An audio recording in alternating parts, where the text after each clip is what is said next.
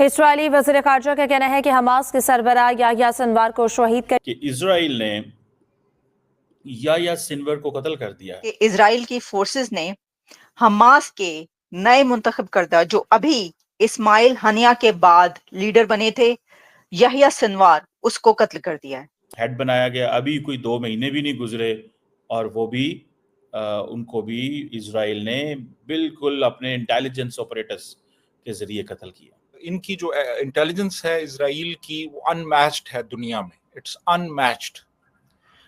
और वो जो टेक्निक्स इस्तेमाल करते हैं, अब देखें ना, एक पूरा मुल्क है लेबनान, उस पूरे मुल्क के अंदर एक बंदे को ट्रैक करना, ट्रेस करना कि वो कहाँ पे है, वो बंदा किस शहर में है। अगर अभी हम देखें इस वक्त तो हमास और हिजबुल्लाह की तमाम लीडरशिप ऑलमोस्ट उसका सफाया हो चुका है, क्लीन कर दिया, एग्जैक्टली बिल्कुल सफाया कर दिया है इजराइल ने, नेतन्याहू ने उनकी लीडरशिप का। ये सब कुछ तो होना था, और इसलिए होना था क्योंकि 7 अक्टूबर हुआ।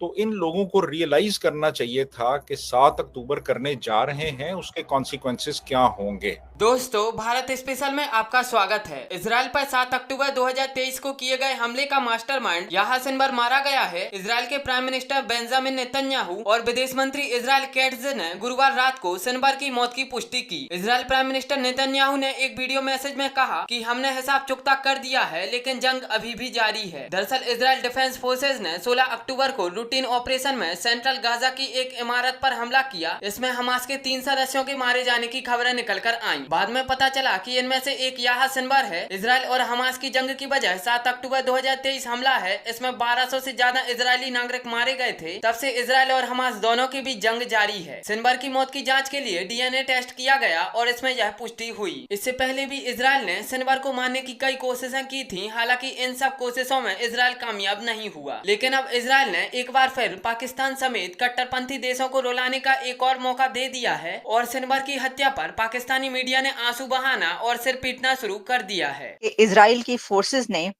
हमास के नए मुंतखब करदा जो अभी इस्माइल हनिया के बाद लीडर बने थे याह्या सिनवार उसको कत्ल कर दिया है, उसको मार दिया है।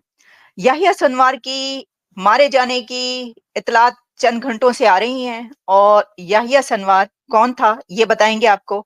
और सिर्फ यही नहीं बताएंगे बल्कि कुछ और बड़ी डेवलपमेंट्स जो हैं वो ये हुई हैं कि क्या ये जंग अब इस कत्ल के बाद खत्म हो जाएगी, क्योंकि नेतन्याहू की तरफ से जो स्पीच की गई है वो क्या है वो भी आपको दिखाएंगे।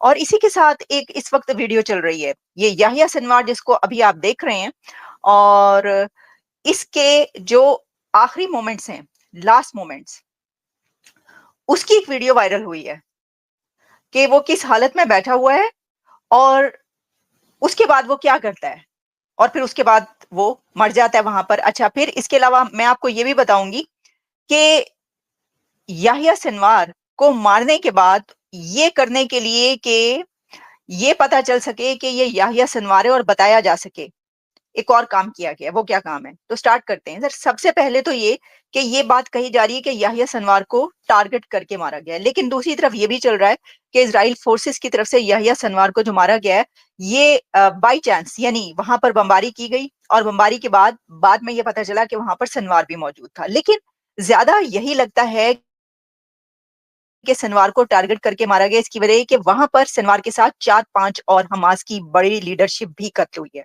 वो भी मारे गए हैं, वो 4-5 और लोग। लेकिन याह्या सिनवार तो हमास का चीफ था इस वक्त, क्योंकि इस्माइल हनिया के बाद याह्या सिनवार को चीफ बनाया गया था। और बल्कि इससे पहले भी एक और जो चीफ बना था, नया बनने वाला। दोस्तों, मिडल ईस्ट से एक बड़ी डेवलपमेंट है कि इजराइल ने याह्या सिनवर को कत्ल कर दिया है। याह्या सिनवर जो हैं एक prominent Palestinian political and military leader थे, हेड ऑफ हमास थे इस वक्त। इससे पहले आपको याद होगा कि जब ईरान के अंदर हमास के लीडर को आईआरजीसी के कंपाउंड के अंदर इजरायलियों ने कत्ल कर दिया था, उसके बाद याह्या सिनवर जो हैं उनको बनाया गया है, हेड बनाया गया। अभी कोई 2 महीने भी नहीं गुजरे और वो भी उनको भी इजराइल ने बिल्कुल अपने इंटेलिजेंस ऑपरेटर्स के ज़रिए कत्ल किया। इन्फ्लुएंशियल फिगर थे, ऑर्गेनाइजेशन को कंट्रोल करते थे, और इस पॉलिटिकल पार्टी, या इसको वो पॉलिटिकल पार्टी भी कहते हैं, पॉलिटिकल भी कहते हैं वो, और मिलिट्री लीडर भी वो कहते थे। और सुनने में आ रहा है कि हमास का एक मिलिट्री विंग होता करता था, इज़्ज़ुद्दीन कासम ब्रिगेड, वो इसको हेड करते थे। और ये पुराना, जिसे वो कहते हैं ना, एक गज़ा के अंदर इलाका खान यूनिस, वहाँ के रहने वाले थे। बैक इन 1962 इन्होंने ये सारी की सारी जब पैदा हुए और स्ट्रगल शुरू की, फ़लस्तीनियन एक्टिविज़म की एंड रेजिस्टेंस की एंड ऑल दैट। और ये जो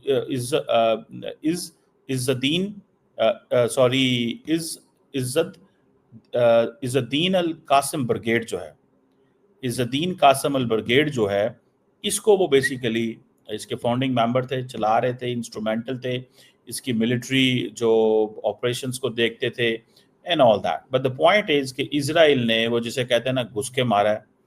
उनको पता है कि याह्या सिनवर किधर थे, कहाँ थे। वो हमास के सारे ऑपरेशंस 2017 से देख रहे थे। सारी की सारी जो 7 अक्टूबर 2023 को जो हमास ने हमला किया था इजराइल के अंदर, उसके की आर्किटेक्ट वो थे। He was the key architect. Israel इसको अपनी बहुत बड़ी फतह समझता है। मतलब ये है जंग खत्म नहीं हो रही। आपको पता है कि क्या नाम है, जो थर्ड मिसाइल हैं, ठीक है जी, वो भी आ चुके हैं उसके इजराइल के पास, ठीक है जी। और थर्ड मिसाइल का आना एक बहुत बड़ी बात है। ये थर्ड मिसाइल है, इनको कहा जाता है terminal high altitude area defence missile system. ये बेसिकली एक जो है ना US design anti ballistic missile defence system है, जो इंटरसेप्ट करता है, डिस्ट्रॉय करता है मीडियम से इंटरमीडिएट जो रेंज बैलिस्टिक मिसाइल होते हैं। और ये किसके लिए ज़रूरी थे? फॉर लेबनान, क्योंकि वहाँ से हमास तो ठीक थी, लेकिन जो उनको बड़ा चैलेंज आ रहा था वो जो हसन नसरुल्लाह से आ रहा था। हसन नसरुल्लाह को तो उनका नाम भी उस लिस्ट में था। ऊपर के चंद नामों में इस्माइल हानिया था, ये थे, और काफ़ी सारे और लोग भी थे। तो अब बात ये है कि इन्होंने जो इनका ऑब्जेक्टिव था वो ये था कि सबसे पहले तो उन लोगों का सफाया किया जाए जो किसी ना किसी हवाले से 7 अक्टूबर के उस वाक़े में शामिल रहे। तो इनकी जो इंटेलिजेंस है इजराइल की, वो अनमैच्ड है दुनिया में, इट्स अनमैच्ड। और वो जो टेक्निक्स इस्तेमाल करते हैं, अब देखें ना, एक पूरा मुल्क है लेबनान, उस पूरे मुल्क के अंदर एक बंदे को ट्रैक करना, ट्रेस करना कि वो कहाँ पे है, वो बंदा किस शहर में है, वो बंदा किस एरिया में है, वो किस बिल्डिंग में है, वो किस कमरे में है, और फिर उसको टारगेट करके इलिमिनेट करना। और फिर उन्होंने उसकी